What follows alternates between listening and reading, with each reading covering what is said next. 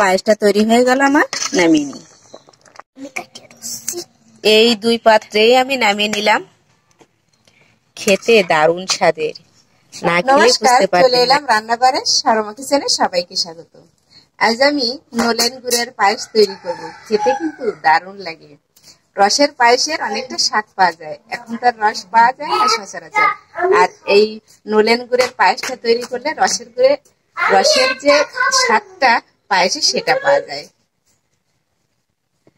Please আপনারা পুরো ভিডিওটা দেখুন। ভিডিওটা ভালো লাগলে শেয়ার করুন। নতুনদের কাছে অনুরোধ, সাবস্ক্রাইব করে আমার পাশে থাকুন। পাশে থাকা বেল আইকনটা প্রেস করুন, তাহলে প্রথম নোটিফিকেশনটা চলে যাবে আপনার কাছে। চলুন তাহলে দেখে নেওয়া যাক কিভাবে আমি নলেন গুড়ের পায়েসটা তৈরি করি, যেটা খেতে এত স্বাদের, শীতের দিনে দারুণ মজা। এই চালটা ধুয়ে আমি একটা পাত্রে ঝাড়া দিয়ে রেখে দিই, জলটা যাতে ঝরে যায়। অনেকটা ময়লা থাকে, তাই দিয়ে নিতে হবে। আধা কেজি দুধ নিয়েছি, আর এই পাত্রে ঢেলে আমি চেখে নিই। চেখে আমি জাল করে নিই, জাল করে আলাদা পাত্রে রেখে দিই। জাল করে আমি এই পাত্রে ঢেলে নিয়েছি। আর এখন এই হাঁড়িটায় আমি চাল দিয়ে দিই। আমি আধা কেজি পরিমাণে চাল নিয়েছি। চালটা ধুয়ে আমি ঝাড়া দিয়ে রেখেছিলাম যাতে জলটা না থাকে। আর যে চালটা দেব তার থেকে ডবল আমি জলটা দিব। আধা কেজি চালে আমি 1 কেজি পরিমাণে জল দিয়ে দিলাম। এবার হাঁড়িটা আমি উনুনে দিয়ে জাল করি।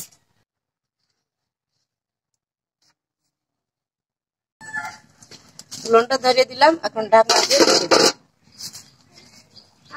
ঢাকনাটা খুলে নিই, এখন একটু নাড়িয়ে দিই। মাঝে মাঝে নাড়িয়ে নিতে হবে, তা না হলে তল থেকে লেগে যায়। আর যখনই একটু গাঢ় হয়ে আসে তখন অনবরত নাড়াচাড়া করতে হয়। এখন আমি স্বাদ মতন লবণটা দিয়ে দিই। দিয়ে দিলাম স্বাদ মতন লবণ। চালটা দিয়েই দেখতে হবে যে ফুটে গেছে, সামান্য একটু ভিতরে দানা আছে, তখনই দুধটা দিয়ে দিতে হবে। এখন আমি দুধটা দিয়ে দিই। আধা কেজি পরিমাণ দুধ আমি দিয়ে দিলাম। উনুনের জালটা মিডিয়াম রাখতে হবে, খুব জোরে জাল করা যাবে না। আর অনবরত নাড়াচাড়া করব। এভাবে 10 মিনিট নাড়াচাড়া করব। তারপরে আমি গুড়টা এর ভিতরে দিয়ে দিলাম। 5 থেকে 6 মিনিট ধরে আমি নাড়াচাড়া করলাম। আর এখন আমি স্বাদ মতন গুড়টা দিয়ে দিই। যে পরিমাণ মিষ্টি খান আপনারা সেই অনুপাতে গুড়টা দিয়ে দেবেন। আমি আমার স্বাদ মতনই গুড়টা দিলাম।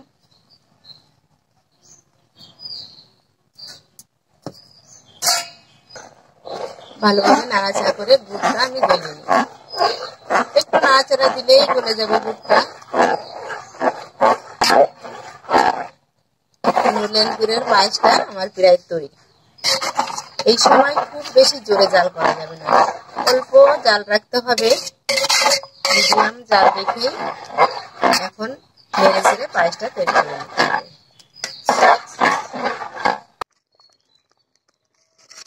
পায়েসটা তৈরি হয়ে গেল আমার, নামিয়ে নিই। এই দুই পাত্রেই আমি নামিয়ে নিলাম। খেতে দারুণ স্বাদের, না খেলে বুঝতে পারবেন না এই নলেন গুড়ের পায়েসের স্বাদটা। ঘ্রাণটাই যেন অপূর্ব লাগছে।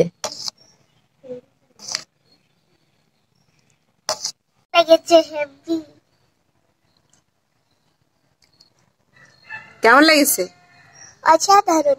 বন্ধুরা আপনারাও বানিয়ে খেয়ে দেখবেন, আমার কমেন্ট করে জানাবেন। এত স্বাদের, খুব স্বাদের। নলেন গুড়ের স্বাদটাই অন্যরকম। এভাবেই আপনারা তৈরি করে খেয়ে কমেন্ট করে জানাবেন। ধন্যবাদ। আবার দেখা হবে নতুন কোনো রেসিপি নিয়ে।